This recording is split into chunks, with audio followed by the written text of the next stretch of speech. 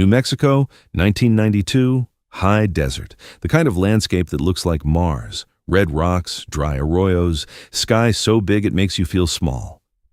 The production is filming Geronimo, an American legend, a Western. Robert Duvall is playing Al Sieber, a legendary Army scout.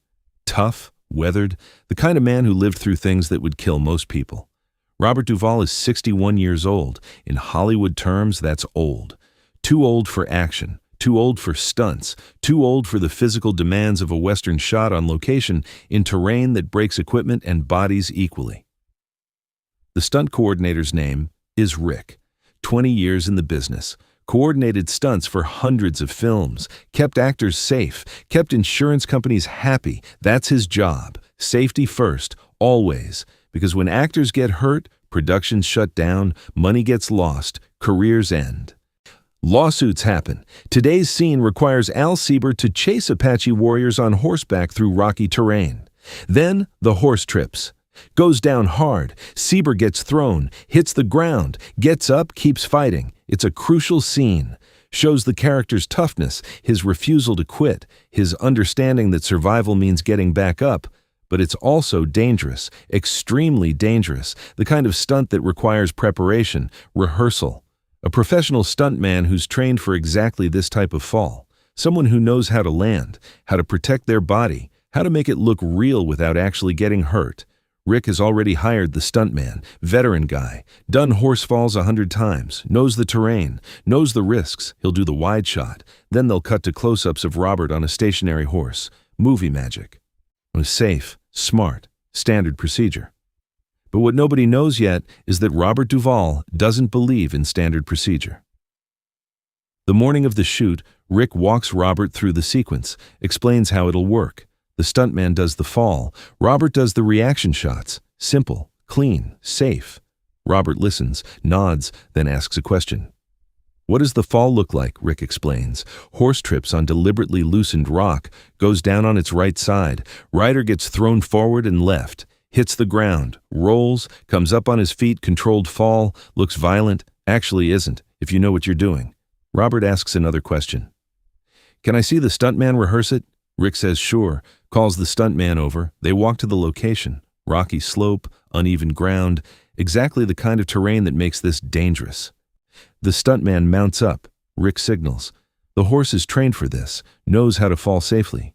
The animal goes down. The stuntman tucks, rolls, comes up. Textbook perfect. Robert watches carefully, studying, taking it in, the mechanics, the timing, the way the stuntman positions his body, the way he uses momentum, the way he turns a fall into a roll. Then, Robert says something that makes Rick's blood run cold. I want to do it. Wait, don't miss this detail. What's actually happening in this moment? Rick thinks Robert is joking. Has to be joking. He's 61 years old.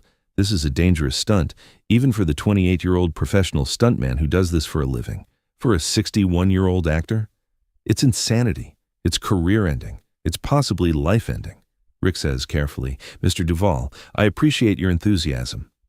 But this is what we have stunt doubles for. This is their specialty. You focus on the acting. Let them handle the physical stuff. Robert shakes his head. Al Sieber wouldn't use a double. Al Sieber would do it himself. Rick tries a different approach. Al Sieber was a real person who lived in the 1800s. You're an actor in 1992. There's a difference. We have safety protocols, insurance requirements. You do this stunt, you could get seriously hurt, break bones, concussion, worse. Then what? Production shuts down. We're all out of work. Robert looks at Rick, really looks at him, the way he looks at people when he's about to say something important. How many Westerns have you worked on? Rick thinks. Maybe 30, 40. How many of those had actors doing their own stunts? Rick admits. Not many. Clint does some of his own work. A few others. But most actors, especially at your age, they let the professionals handle it. Robert nods, then says, That's why most Westerns feel fake. You can tell when it's not the actor. When the face doesn't match the body. When the performance doesn't match the stunt, the audience knows. Maybe they don't consciously know, but they feel it. They feel the lie. Rick doesn't know what to say to that. This is where everything changes for everyone watching. Robert continues. I've been doing this for 40 years. Started with Neighborhood Playhouse in 1955. You know what Sanford Meisner taught us? Truth. Living truthfully under imaginary circumstances, that's acting. But how can I live truthfully if I'm faking the most important moments? If someone else is doing the hard parts while I just show up for close-ups? Rick tries again. With all respect, Mr. Duvall, this isn't about truth. It's about safety. You fall wrong. You could end your career, end your life. Is one shot worth that risk? Robert doesn't hesitate. Yes. The word hangs in the desert air. Simple. Absolute. No room for negotiation. Rick realizes this isn't a discussion. It's a notification. Robert Duvall is going to do this stunt. The only question is whether Rick helps him do it safely or whether Robert does it on his own. Rick makes a decision. Okay, but we do this my way. We rehearse multiple times. We build up to it. We make sure you know exactly what you're doing. And if at any point I think you're going to get hurt, we stop. Deal? Robert extends his hand. Deal. You haven't seen Robert Duvall's biggest challenge yet. They spend the next 4 hours rehearsing, not on horses. On the ground first. Rick teaches Robert how to fall, how to tuck your shoulder, how to roll, how to distribute impact across your body instead of concentrating it in one spot, how to protect your head, your spine, the vulnerable parts. Robert learns like a student, humble, focused, asking questions, taking corrections.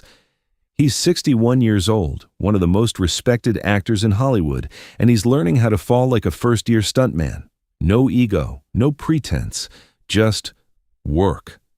After 2 hours of ground practice, they move to a low platform, practicing the fall from height, then a higher platform, building muscle memory, training the body to react correctly under stress, under fear. The stunt coordinator, who was initially horrified, is now impressed. Robert isn't being reckless. He's being thorough, professional. Taking this as seriously as any stunt performer would. Maybe more seriously. But there's still the horse. That's the variable. The unpredictable element.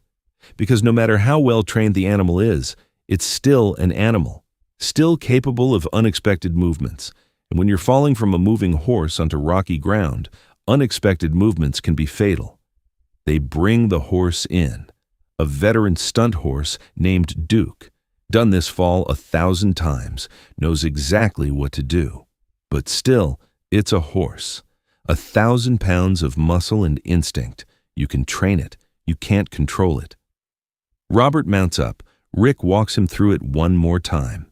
When you feel Duke start to go down, shift your weight left. When you leave the saddle, tuck your right shoulder. Hit the ground on your shoulder blade, not your shoulder point. Roll through it. Use the momentum. Don't fight it. Robert nods.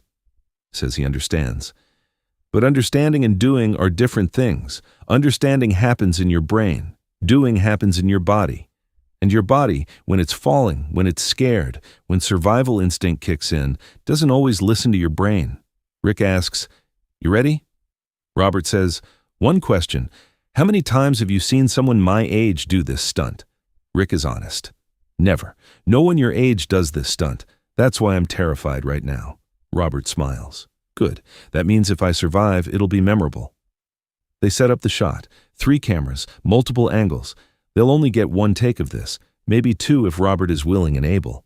But horse falls are too risky to do multiple times. The animal can get hurt. The rider can get hurt. You rehearse extensively. Then you shoot once and pray. The director, Walter Hill, watches from the monitors. He didn't know about this until an hour ago. When Rick told him, Walter tried to stop it, told Robert it was unnecessary. They have a perfectly good stuntman. Why risk it? Robert's answer was simple. Because Al Sieber would risk it. Because the character wouldn't use a double. Because I want the audience to know that's really me falling. Really me getting back up. Really me refusing to quit.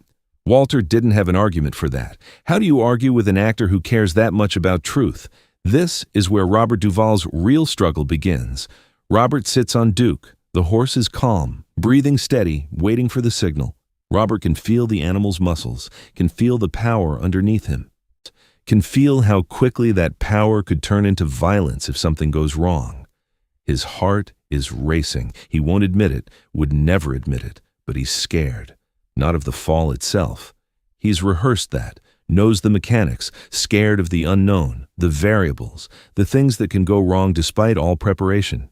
He thinks about his father, career military, served in World War II, Korea, the kind of man who believed fear was weakness, who believed real men push through discomfort. Real men don't acknowledge pain. Real men do what needs to be done. Robert is 61 years old, and he's still trying to prove something to a father who died years ago. Still trying to demonstrate that he's not weak, not soft, not someone who lets others do his hard work. The director calls action. Duke starts moving, trotting through the rocky terrain. Robert feels the horse's rhythm, feels the ground changing under them, sees the marked spot where the fall will happen, gets closer, closer. Then it happens. Duke's front leg catches, the horse goes down, not acting, actually falling. That's the training, that's the skill. Making a controlled fall look uncontrolled. Robert feels the world tilt, feels the horse dropping away beneath him, feels himself leaving the saddle, airborne. For a fraction of a second, he's flying.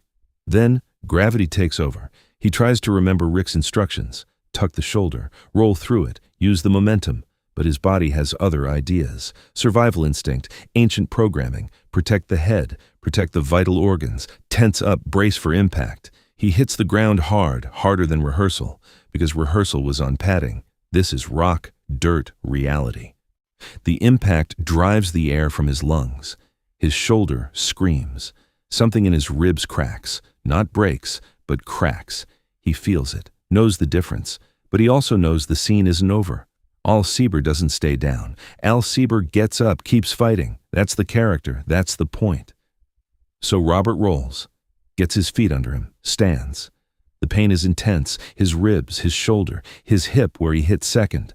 Everything hurts. Everything is telling him to stay down, to call cut, to admit this was a mistake. He doesn't. He stays in character. Al Sieber just took a hard fall. Al Sieber is hurt, but Al Sieber doesn't quit. So Robert doesn't quit. He draws his pistol, aims at the imaginary Apache warriors, fires, blank rounds, but the recoil still hurts his injured shoulder. He doesn't flinch, doesn't break character. Just keeps shooting, keeps fighting, keeps being Al Sieber until the director calls cut. The moment Walter yells cut, the set medic rushes in. So does Rick, so does half the crew. They saw the fall, saw how hard Robert hit, saw something go wrong with the landing. Robert is still standing, still in character, still refusing to acknowledge pain. Rick asks, "Are you okay? You hit hard, harder than rehearsal." Robert says through gritted teeth, "Did we get it?" Walter checks with the camera operators. All three got it, multiple angles. It's good, it's usable, better than good, it's real, visceral. You can see the impact, see the pain, see the determination to get back up. Walter says, "We got it." Robert, that was incredible. Also insane, but incredible. Only then does Robert let himself feel it, really feel it. The pain that he's been holding back, holding in character. He sits down, carefully, slowly. Each movement costs him. The medic examines him, checks his ribs, his shoulder, his range of motion, asks questions. How much does this hurt? Can you breathe deeply? Any numbness? Diagnosis: bruised ribs, separated shoulder, mild, not severe. No breaks, no fractures. Lucky, incredibly lucky. An inch different, and it could have been so much worse. The medic says Robert should go to the hospital, get x-rays, make sure. Robert refuses, says he's fine, just needs ice. Rest. He'll be ready to shoot tomorrow. The medic looks at Rick. Rick looks at Walter. Everyone knows Robert isn't fine. Everyone knows he's hurt, but everyone also knows there's no point arguing. But this is the most shocking part. What Robert does the next day. The next morning, Robert shows up to set at his usual time, early, before call. His shoulder is taped, his ribs are wrapped, he's moving stiffly, carefully. Every breath costs him, every movement reminds him that he's 61 years old and did something stupid. But he's there, ready to work. The day's scenes don't require stunts, just dialogue, writing, things he can do through pain. Between setups, Tommy Lee Jones pulls him aside. Tommy's also in the film, playing a supporting role. He's heard about yesterday's stunt. Everyone has heard. Tommy says, "You're an idiot." Robert laughs, then immediately regrets it because laughing hurts his ribs. "Yeah, probably." "Why'd you do it? You have nothing to prove. You're Robert Duvall. You've won an Oscar, been nominated 6 times. You're a legend. Why risk breaking your neck for one shot?" Robert thinks about the question, really thinks about it, then says, "Because the audience knows, maybe not consciously, but they know when it's not really you, when the danger isn't real, when the commitment isn't total. And if they know even subconsciously you've lost them, you've broken the truth." Tommy shakes his head. "That's the most pretentious thing I've ever heard. And also probably right, which makes it even more annoying." Robert smiles. "Meisner used to say acting is living truthfully under imaginary circumstances. But there's nothing imaginary about falling off a horse. That's real. Real danger, real pain, real consequence. So if I fake that, if I let someone else do it, I'm not living truthfully. I'm performing truth. There's a difference." Tommy says, "Yeah. The difference is the performing doesn't put you in the hospital." Robert concedes the point. "Fair. You're seeing nothing right now. Robert Duvall's real test is just beginning. The production continues, 3 more weeks in New Mexico.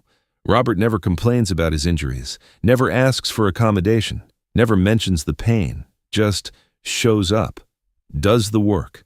Professionals around him can see he's hurting, can see the way he moves, the way he breathes, the grimace he hides when he thinks no one is watching.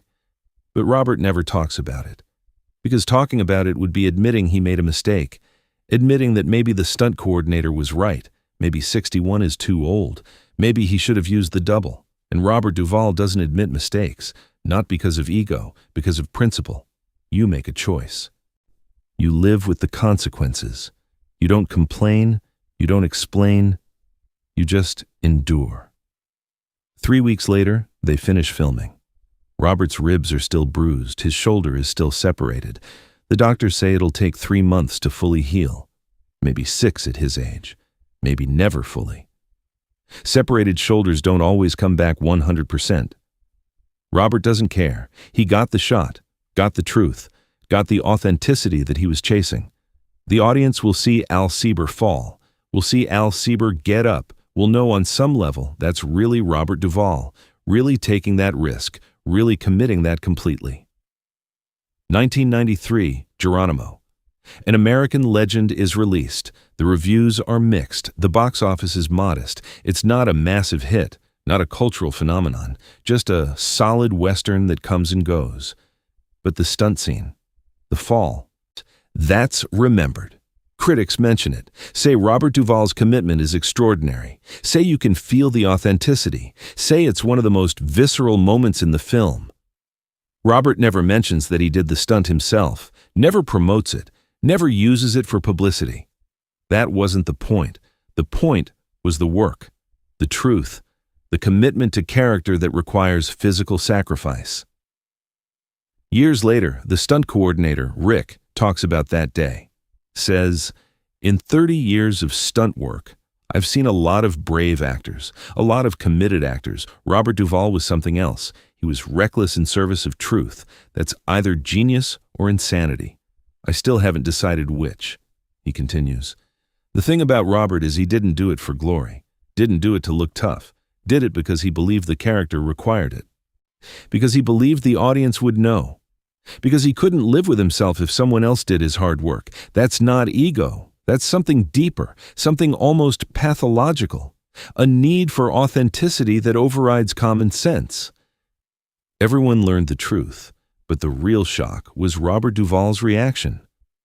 2005, 13 years after the stunt.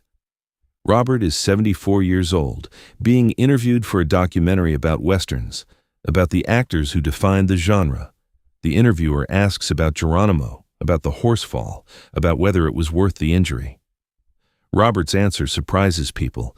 He says, "No, it wasn't worth it. I was 61. I had nothing to prove. I had a perfectly good stuntman. I risked my health, risked the production, risked everything for one shot in a movie most people don't remember. That's not commitment. That's ego disguised as principle. The interviewer is shocked. This isn't what Robert usually says. Usually he defends his choices, stands by his decisions. This is different. Robert continues, I've had a long career, worked on over 100 films, and you know what I've learned? The audience doesn't care who did the stunt. They care about the story, the character, the emotional truth. I could have used the stuntman and given the same performance in the close-ups, could have created the same emotional impact without risking my body. He pauses, but I also know this. If I had used the stuntman, I'd be a different actor today. Because that decision, that choice to do the stunt despite the risk, taught me something about myself, taught me where my limits are, taught me what I'm willing to sacrifice for truth. Was it worth the separated shoulder? Probably not. But was it worth the knowledge? Maybe. The interviewer asks, would you do it again? Robert thinks for a long time, then says, yes. And that's why I'm an idiot. Because I know it was stupid, know it was unnecessary, know it was ego and stubbornness disguised as artistic integrity. But I'd still do it. Because I'm 74 years old and I still believe in truth more than safety. Still believe in authenticity more than comfort. Still believe that the work matters more than the worker. That belief has given me a career, has also given me chronic pain, has given me roles I'm proud of, has also given me injuries that will never fully heal. Was it worth it?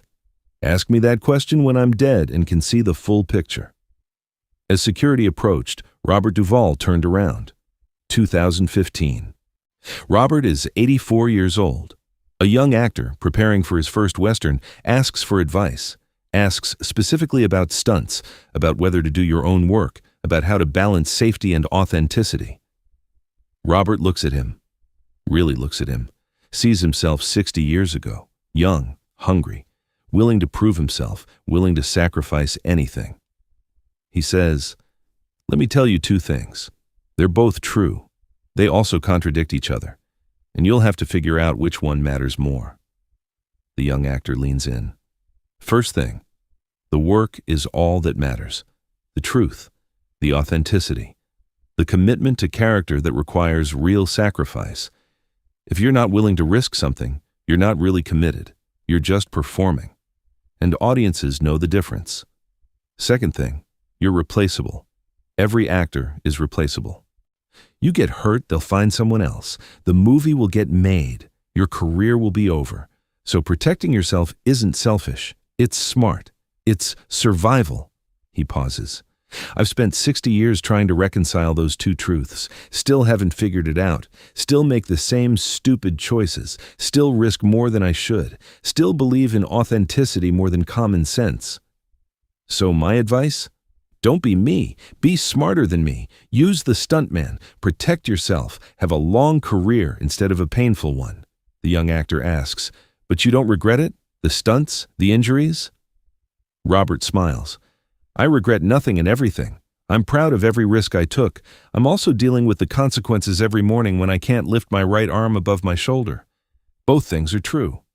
You want to know the real secret?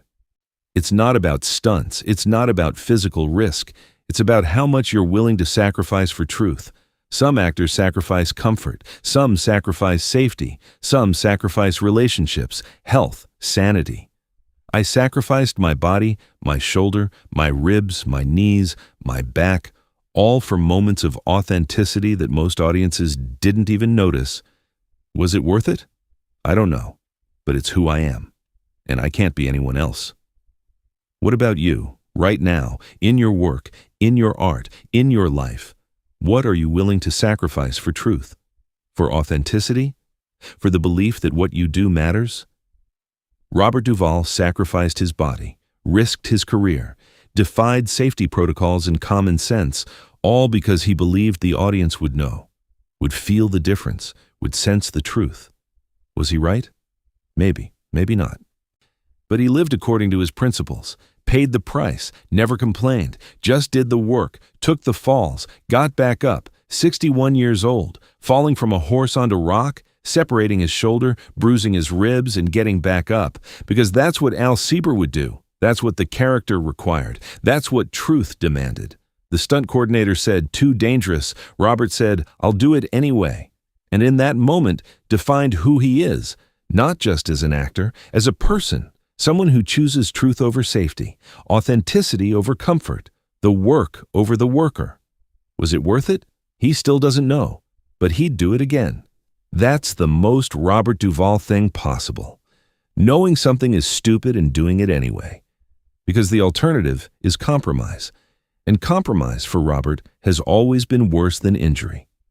What are you refusing to compromise? What are you willing to get hurt for?